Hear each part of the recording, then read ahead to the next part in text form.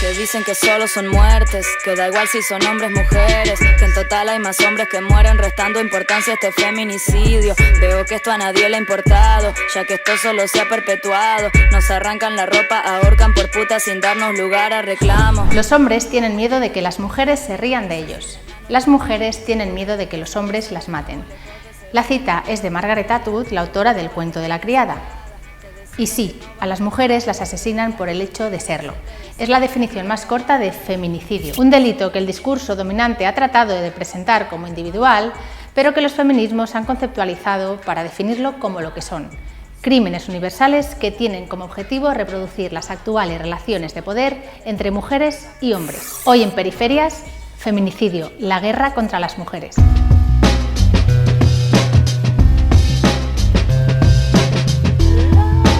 Se atribuye el origen de este concepto a Diana Russell en los años 70.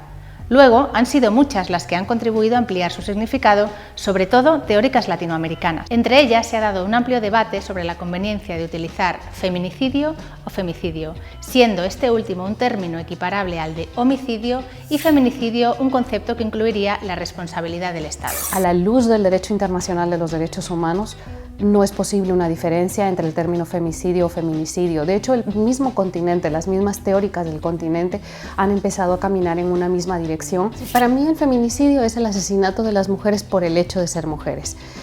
Y creo que al hablar de ser, ese verbo nos indica claramente de qué tipo de crimen se trata.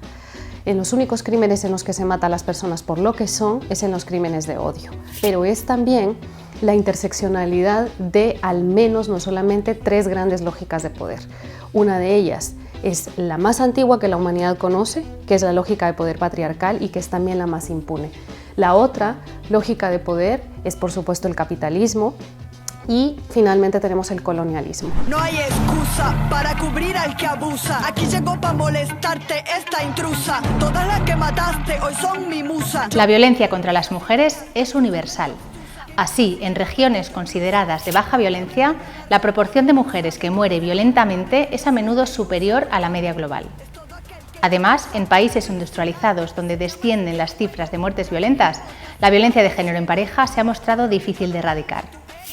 De los 25 países con tasas más altas de feminicidios, 14 están en América Latina, donde están también los países más violentos del mundo. El Salvador, Guatemala y Colombia, no siempre en ese orden, suelen ocupar los primeros puestos en el ranking de países con mayores tasas de feminicidio.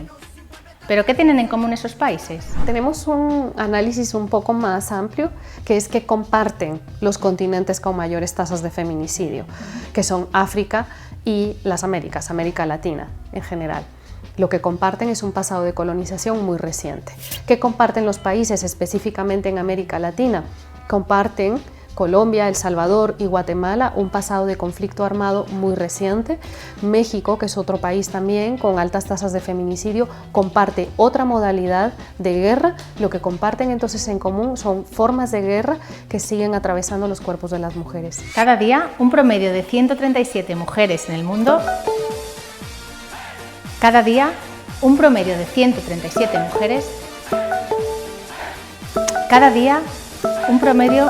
A ver, un segundo, Un segundo, porque así no puedo seguir. Que sí, que son más numerosas las muertes de hombres que de mujeres en el mundo, que no se habla de homicidio, sí, que las mujeres también pueden ser violentas. A ver, sí, esto es verdad, pero es que la violencia en todo el mundo tiene mayormente la misma procedencia.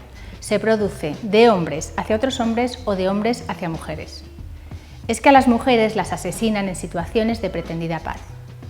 Es que ONU Mujeres declaró en 2017 que el lugar más peligroso del mundo para una mujer es su hogar. Cada día, un promedio de 137 mujeres alrededor del mundo son asesinadas por su pareja o por algún miembro de su familia, según Naciones Unidas.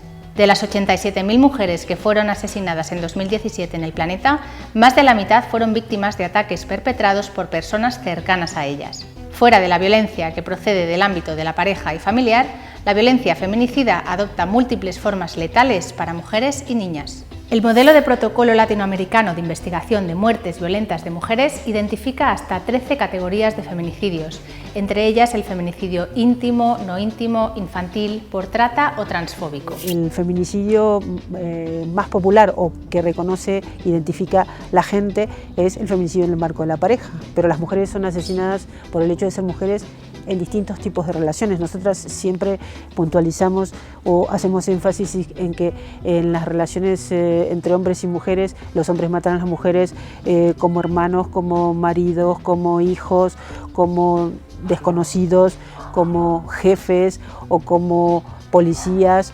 o funcionarios públicos. Y además hay otros indicadores que demandan desde, por ejemplo, América Latina, que es el continente que tiene las tasas más altas de feminicidios, que es situar el feminicidio en contextos, ¿vale? Pero no solo en contextos de paz o en contextos de guerra, sino en contextos específicos donde funcionan los estados paralelos. Y voy a poner un ejemplo. Las compañeras del Observatorio de Feminicidios de Colombia, ellas hacen referencia a la violencia neoliberal que se da en ese tipo de contexto armado y, por ejemplo, tienen un tipo de feminicidio que es el feminicidio por sicariato.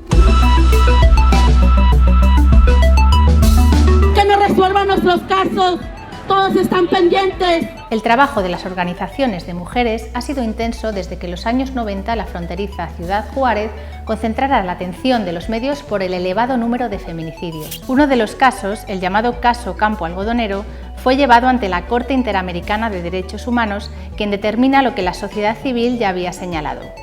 Fue el Estado. Ese trabajo de denuncia llega hasta el día de hoy.